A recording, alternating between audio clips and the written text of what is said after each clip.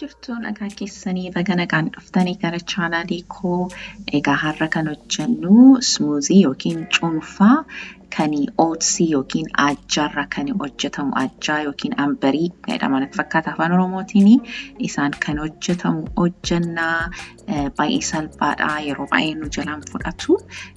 Akkasumas fayyaa keenyaaf faayidaa guddaa qaba. Isa hojjennaa. Egaa amma wanta na barbaachisu hundumaa qopheessee wal agarra jechuudha.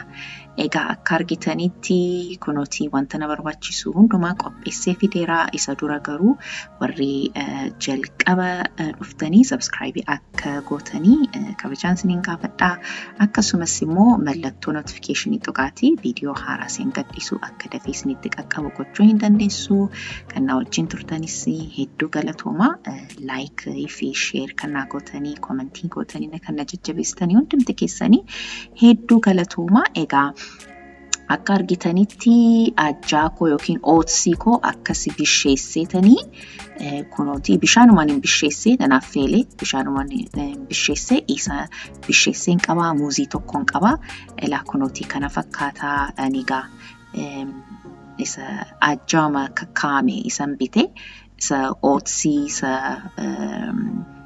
cireedhaaf isa nyaannu isas bitattanii isas godhachuu hin dandeessu, isaaf feeltanis godhachuu hin dandeessu, garaagarummaa hin qabu. Egaa kuni akka jirumatti hin bite isaan fayyadama. Isa gaa affeeletanii kunuuti kanan qaba. Akkasumas talbaa kan akaamee kan daakame kunuuti. Isas fal'aana shaayii lama fayyadama. Muuzii tokko siniin jedheera kunuuti muuzii tokko isas nan fayyadama. Akkasumas egaa aannan na barbaachisa. Isaan fayyadama. Akkasumas immoo kun immoo qarafaa daakameedha. Qarafaan na barbaachisa. Cinnamon isa afaan Ingiliziitiin isa jedhanii inni na barbaachisa. Amma egaa waan hundumaa egaa isa juusii yookiin cuunfaa isatti hojjennu mashinii keessan hunduma isaa nan naqa.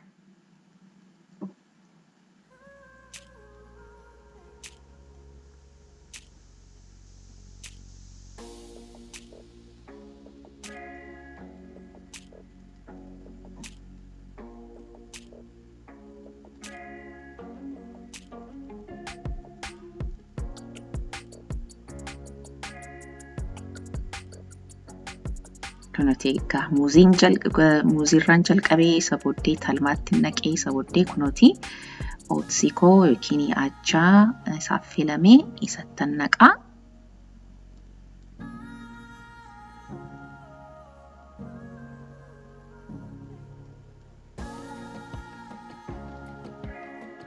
Isa booddee egaa cinnamon yookiin qarafaa daakamee itti naqaa.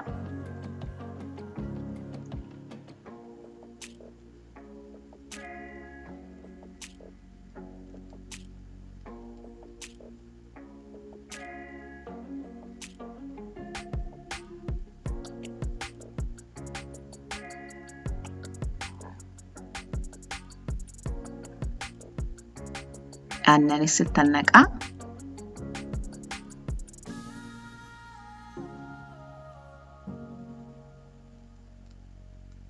Isa booddee egaa mashinii kootiin nan daakaa egaa furdaa barbaaddanii egaa aannan isaa xinneessuudha. Qallaa barbaaddan immoo cuunfaa qallaa isaa barbaaddanii aannan isaa baay'isuudha.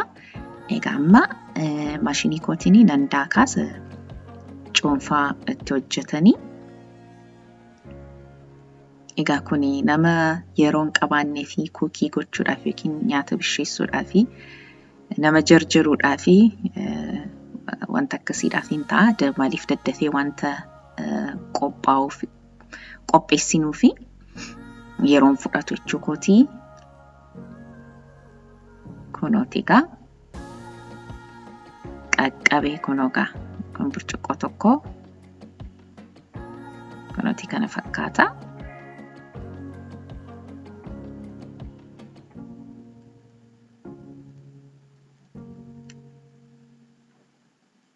kun qaqqabe amma baay'ee mi'aawa. እና amma salammaffaa immoo hojjenna. Amma isa lammataa immoo hojjechuudhaaf kan na barbaachisu kun teemira kan bishaan keessa cuubeetanii kan hin busheen qabaa. Oatsii isa sila argitanii isan qabaa. Appilii tokko akkas murmureen qabaa. Akkasumas egaa daakuu qarafaa isas nan fayyadama. Akkasumas aannaniin fayyadama. Amma gara jiru isaatti deema. Amma kanas waan hundumaa maashinii koo keessa nan gashaa. Aannanis ittan naqaa.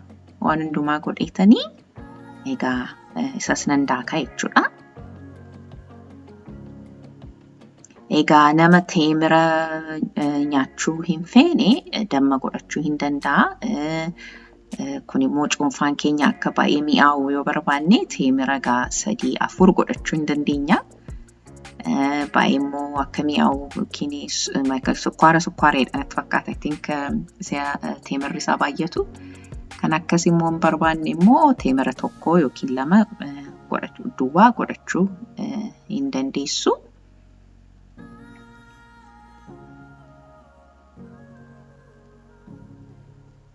Egaa waan hundumaa fixee amma immoo qarafaa kottan godha. Isa booddee egaa maashiniidhaan nan daaka.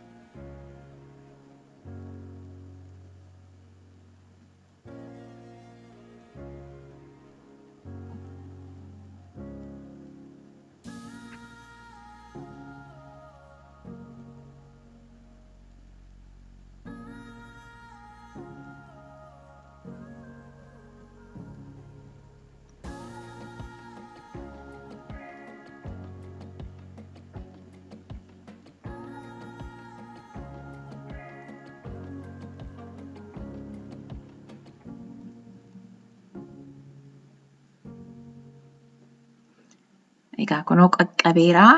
Kunis egaa xarapheezaa irratti ol agarraa. Kunooti akka argitanii. Kunis egaa kana fakkaata.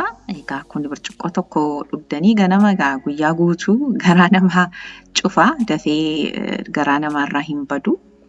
Egaa hin jaallattu jedhee nan abdadhaa. Yoo jaallattan immoo laayikii godhaa, sheerii godhaa, sabskiraayibii godhaa. Viidiyoo itti aanutti immoo ammoo laagarrutti ulfaadhaa isiniin jedhaa. Nagaatti.